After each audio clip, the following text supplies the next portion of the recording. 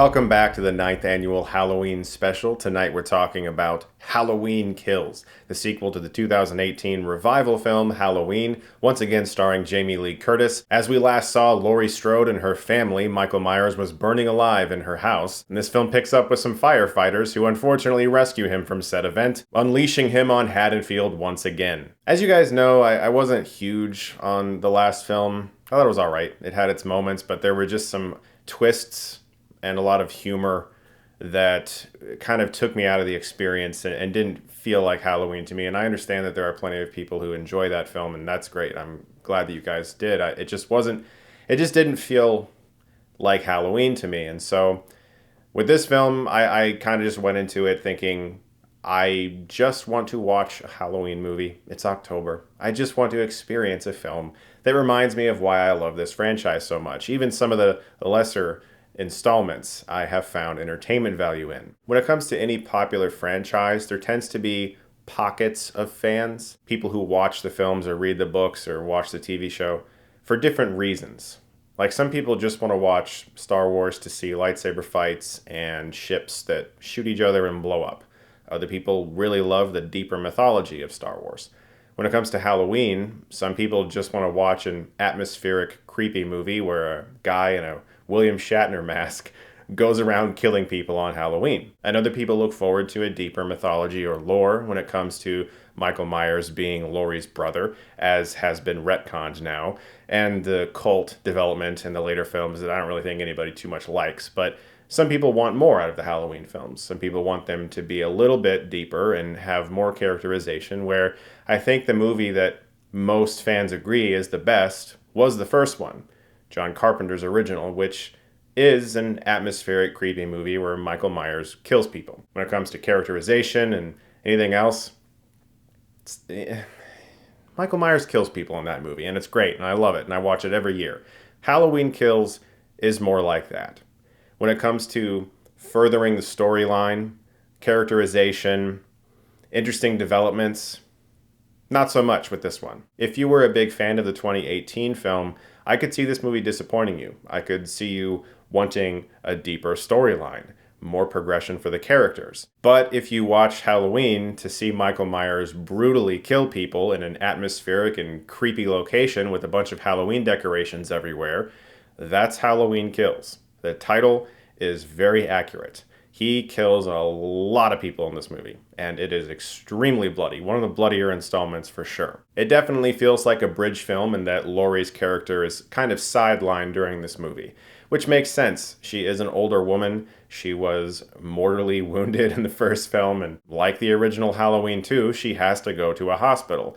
Now, the whole film doesn't take place in the hospital, but if you want more of Laurie, she's in the movie for sure. But she isn't necessarily the focus. It is very clear they're ramping up for some sort of final confrontation in the third film, and I'm sure people will really enjoy seeing that. And I have a feeling that if you don't enjoy Halloween Kills, it'll work much better if you can watch all three in a row. If you can just pop in the next Blu-ray or click next on your streaming service and see the next film, that'll probably be a better experience in the future, because this is without a doubt an incomplete story.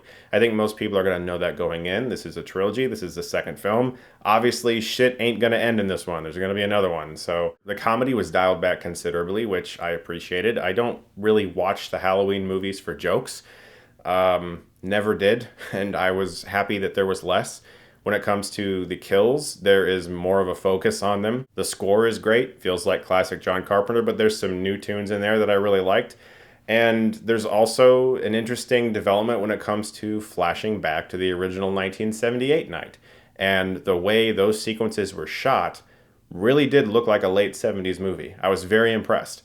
They usually can't pull that off, you can always kind of tell, but the hairstyles, the art direction, everything on set, but also just the way it looked. Like the darker areas of the screen were like pitch dark. It had that filmic look. Myers also does a few kills that are pretty fucked up, and I was pretty happy to see that. When it comes to the Halloween films, I am in the camp that watches them for atmosphere, for creep factor, for the coziness of Halloween and the look of trick or treat and the decorations, and seeing Michael Myers kill people and the music and all of that. I really love those aspects of the first Halloween movie, and I think that whenever they tried to kind of go beyond that, it always lost something. It always lost some of that visceral feel that I got from that original film.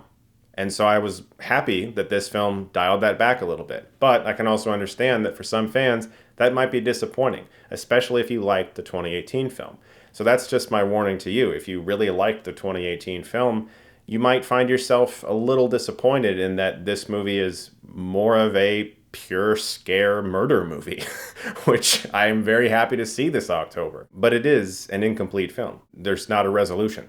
And so some people are going to leave like, oh, I got to wait for the next one. But I think my favorite thing this movie did is something that the other Halloween films have only explored briefly. In Halloween 4, a group of dudes create a little mini militia to try to hunt down Michael Myers.